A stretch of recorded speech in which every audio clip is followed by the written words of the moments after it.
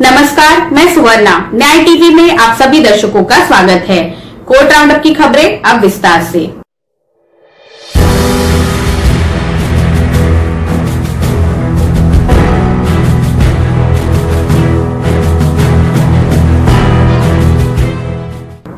Supreme court ने शुक्रवार को वन्य जीव शोधकर्ता संगीत डोगरा द्वारा 2018 में बाघिन अवनी की हत्या के संबंध में दायर अवमानना याचिका को वापस लेने पर खारिज कर दिया।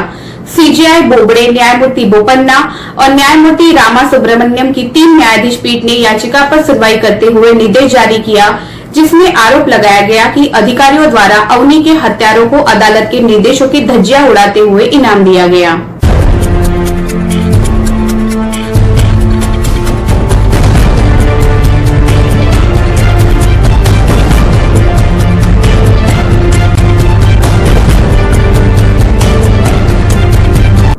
सुनवाई के दौरान अदालत ने पाया कि अधिकारियों ने अपने जवाब में कहा है कि बाघिन को मारने के फैसले को शीर्ष अदालत ने मंजूरी दे दी थी और इसलिए अदालत अपने पिछले फैसले पर पुनर्विचार नहीं कर सकती है और नहीं कह सकती कि बाघिन आदमखोर नहीं थी।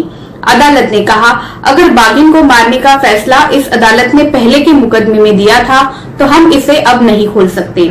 बाघिन के मारे जाने के बाद दूसरे पहलू के याचिकाकर्ताओं द्वारा मनाए जाने वाले जश्न के बारे में न्यायालय ने उल्लेख किया कि ग्रामीण खुश थे और अधिकारियों द्वारा इस पर ध्यान नहीं दिया जा सकता था। बेंच ने देखा, अधिकारियों के अनुसार उन्होंने किसी भी समारोह में भाग नहीं लिया।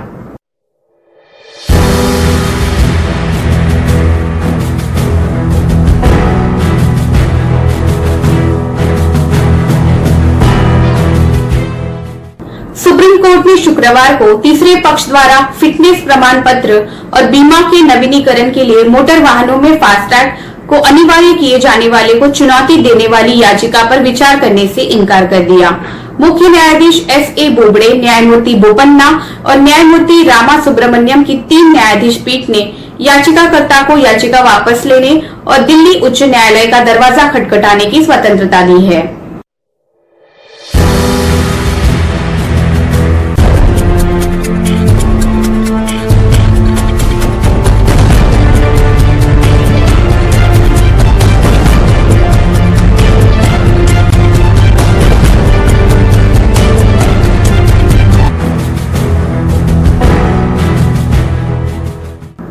आज की सुनवाई के दौरान याचिकाकर्ता की ओर से पेश अधिवक्ता ध्रुव टमटा ने अदालत से इस मामले पर विचार करने का अनुरोध किया क्योंकि इसका राष्ट्रीय प्रभाव पड़ेगा। बेंच ने कहा, ठीक है, हमें उच्च न्यायालय की राय का भी फायदा हो सकता है। याचिकाकर्ता राजेश कुमार की ओर से एडवोकेट ध्रुव टमटा द्वारा दायर की गई दलीलों में कहा गया है कि सरकार ने केवल ये सुनिश्चित करने के उद्देश्य से फास्टैग पेश किए थे कि इलेक्ट्रॉनिक माध्यम से टोल प्लाजा पर फीस का भुगतान 100% हो और ये सुनिश्चित किया जाए कि वाहन टोल प्लाजा से निर्बाध रूप से गुजरे, प्लाजा में कोई प्रतिशत समय न हो और ईंधन की बचत होगी। सोशल मीडिया को विनियमित करने के लिए केंद्र सरकार द्वारा घोषित नए नियमों के तहत सोशल मीडिया इंटरमीडियरी द्वारा मैसेजिंग के पहले ओरिजिनेटर को ट्रेस करने के लिए व्हाट्सएप, फेसबुक मैसेंजर, टेलीग्राम जैसे मैसेजिंग प्लेटफॉर्म से कहा जा सकता है। ये एक महत्वपूर्ण फैसला है क्योंकि कानून को लागू करने वाली एजेंसियां फेक न्यूज फैलाने वाले, अभद्र भाषा वाले आदि वायरल फॉरवर्ड मैसेजेस के बारे में गंभीर रूप से लगातार चिंताएं जता रही थी।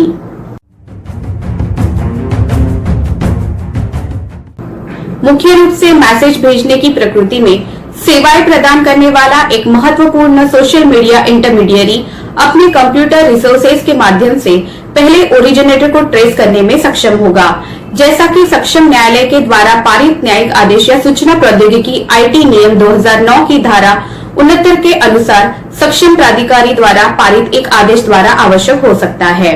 महत्वपूर्ण सोशल मीडिया इंटरमीडियरी से अभिप्राय है वो सोशल मीडिया जिसके पास केंद्र सरकार द्वारा अधिसूचित की जाने वाली सीमा से अधिक उपयोगकर्ता आधार या संख्या मौजूद है।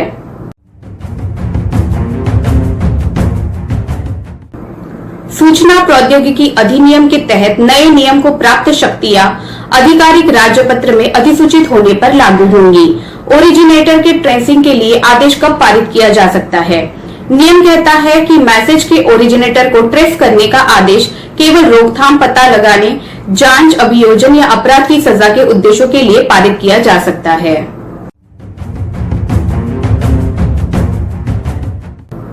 सूचना प्रौद्योगिकी के इंटरमीडिएरी और डिजिटल मीडिया आचार संहिता के लिए दिशा निर्देश नियम information technology guidelines for intermediaries and digital media ethics code 2021 के नियम 5(3) में कहा गया है कि केंद्र द्वारा अधिसूचित मैसेजिंग प्लेटफॉर्म को मैसेज के पहले ओरिजिनेटर को ट्रेस करने में सक्षम होना चाहिए, जो इसके कंप्यूटर रिसोर्सेज के रूप में हो सकता है।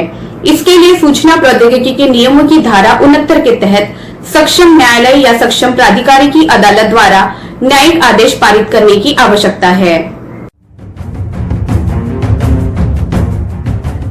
सुप्रीम कोर्ट ने कहा कि सरकारी कर्मचारी वेतन और पेंशन पाने के हकदार हैं और सरकार ने जो सरकारी कर्मचारियों के वेतन और पेंशन के भुगतान में देरी की है, उसके लिए सरकार को उचित ब्याज दर इंटरेस्ट रेट के साथ वेतन और पेंशन का भुगतान करने के लिए निर्देशित किया जाता है। आंध्र प्रदेश उच्च न्यायालय ने एक पूर्व जिला और सत्र न्यायाधीश द्वारा दायर जनहित याचिका को अनुमति प्रदान की थी और जिसमें मार्च-अप्रैल 2020 के स्थगित वेतन का भुगतान 12% प्रति वर्ष के ब्याज दर से वेतन का भुगतान करने, समान ब्याज दर के साथ मार्च 2020 के महीने के लिए अस्थगित पेंशन का भुगतान करने के लिए कहा गया।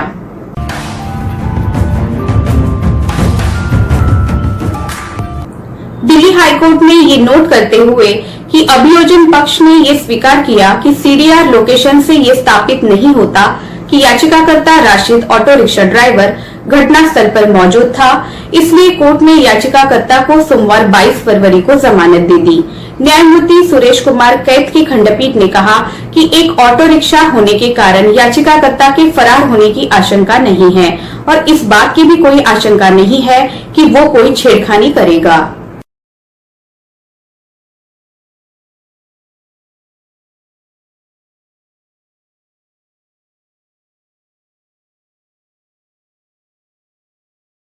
ये कहते हुए कि सरकार ट्रांसजेंडर समुदाय से संबंधित लोगों को सम्मानजनक प्रतिनिधित्व देने के लिए प्रतिबद्ध है, बिहार सरकार ने हाल ही में पटना हाईकोर्ट के समक्ष प्रस्तुत किया है कि वो ट्रांसजेंडर पुलिस कर्मियों के लिए जिला एसपी के अधीन जिला स्तर पर एक स्पेशल यूनिट ट्रांसजेंडर नाम से अलग यूनिट बनाने जा रही है।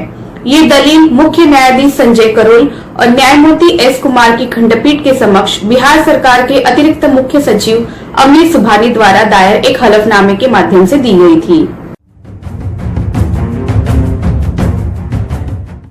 सुप्रीम कोर्ट ने शुक्रवार को मध्य प्रदेश के एक पूर्व जिला न्यायाधीश से जूनियर न्यायिक अधिकारी द्वारा लगाए गए यौन उत्पीड़न के आरोपों पर मध्य प्रदेश उच्च न्यायालय द्वारा शुरू की गई अनुशासनात्मक कार्यवाही को चुनौती देने वाली याचिका को वापस लेने के लिए कहा।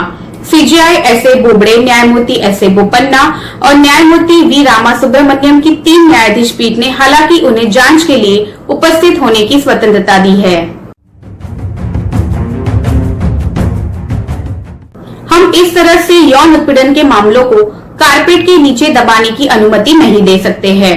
पीठ ने याचिकाकर्ता का प्रतिनिधित्व करने वाले वरिष्ठ वकील बाला सुब्रमण्यम से कहा, आप बहुत नाजुक बर्फ पर चल रहे हैं, आप किसी भी समय गिर सकते हैं, आपके पास जांच में एक मौका हो सकता है। दलीलें सुनने के बाद बेंच ने कहा कि वो याचिकाकर्ता के विवाद से निपटने और विशेष अनुमति को खारिज करने के लिए एक छोटा आदेश लिखेगी। हालांकि वरिष्ठ वकील बाला सुब्रमण्यम की वापस लेने की स्वतंत्रता के अनुरोध पर अदालत ने उन्हें जांच में भाग लेने के लिए की स्वतंत्रता के साथ याचिका को वापस लेने की अनुमति दी। पंजाब और हरियाणा हाईकोर्ट ने गुरुवार 26 फरवरी को एक्टिविस्ट नवदीप कौर को जमानत दे दी। कौर के खिलाफ 3 एफआईआर दर्ज की गई है, जिनमें से एक मामले में उन्हें जमानत दी गई है। जस्टिस अवनीश जिंगन की खंडपीठ ने उनकी जमानत याचिका और उनके मामले में दर्ज एक स्वतः संज्ञान दोनों मामलों की एक साथ सुनवाई हुई। इस पर सुनवाई करते हुए उन्हें जमानत दे दी। जमानत याचिका ये कहते हुए कि उन्हें किसान आंदोलन के पक्ष में बड़े पैमाने पर समर्थन जुटाने से सफल होने के कारण निशाना बनाया गया है और झूठे मामले में फंसाया गया है। नवदीप कौर ने जमानत याचिका पंजाब और हरियाणा उच्च न्यायालय के समक्ष दायर में दावा किया था कि उन्हें पीटा गया है और प्रताड़ित किया गया है, उन्हें कई चोटें लगी है।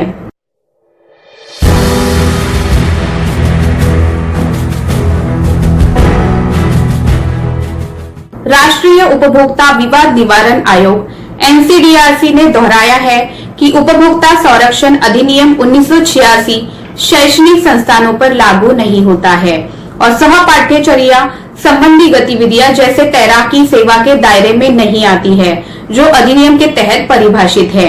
मामले के तथ्य: मौजूदा अपील उत्तर प्रदेश उपभोक्ता विवाद निवारण आयोग लखनऊ के 3 जून 2016 के आदेश के खिलाफ छात्र के पिता द्वारा दायर की गई थी।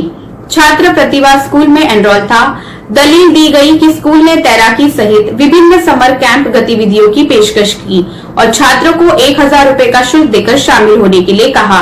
अपीलकर्ता ने स्कूल की पेशकश के अनुसार एनरोल किया।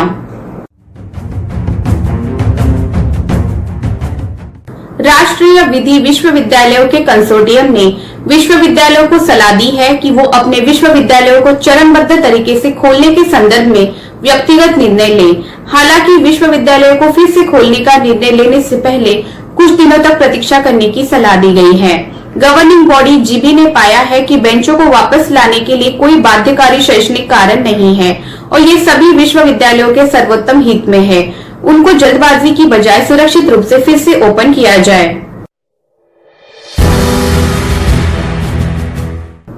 फिलहाल बस इतना ही। अन्य खबरों के लिए जुड़े रहिए न्याय टीवी के साथ। नमस्कार।